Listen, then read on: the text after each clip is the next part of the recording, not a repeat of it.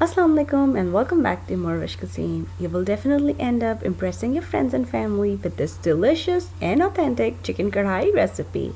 It's so simple to make and taste completely authentic. The aromatic spices and herbs used in this curry makes it extra special, and the best part is that it's super easy to make. Karahi actually means wok in English, but you can definitely use other cooking pot to complete this delicious curry. So let's go and make it happen. So to start off your recipe, first we need a karahi, a wok or a wide open pan, a saute pan. Then heat some oil and then add some sliced ginger. Now this is an additional step, but this definitely gives that aromatic flavor which we need for this recipe. Then add your chicken, which is supposed to be cut in 16 pieces, which is also called karahi cut. And your heat should be medium high, and cook chicken until it completely changes its color. And this won't take more than 5 to 6 minutes. Then another essential ingredient of this dish, chopped tomatoes, goes in there.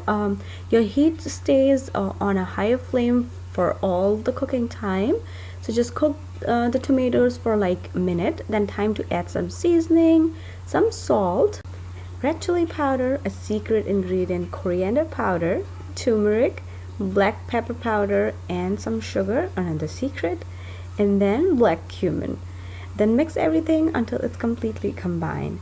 Then I add some ginger and garlic with some green chilies. I use whole green chilies, but you can cut your green chilies in lengthwise and then add in there.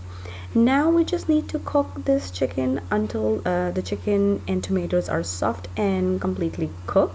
I prefer to cover my dish at this time. This is completely optional and not at all authentic, but it satisfies me.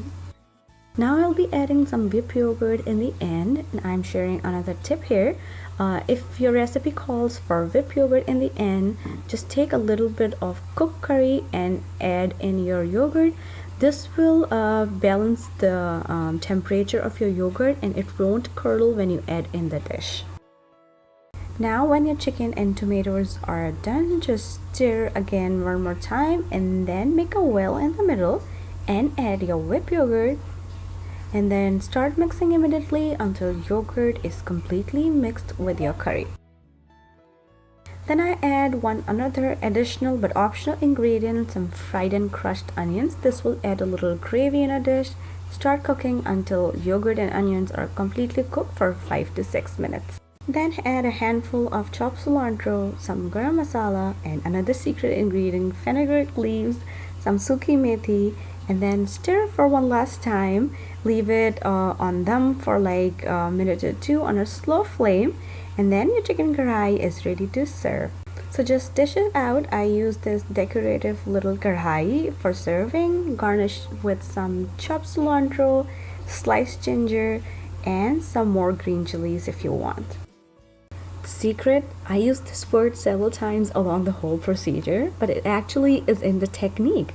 But it really isn't complicated at all. Just follow the recipe and you will end up making the tastiest chicken karahi at home. It's delicious, it's spicy, and it's everything you wish it could be. The best compliment I got when the company was over the other night, and she said this one tastes better than a restaurant, and this makes my day.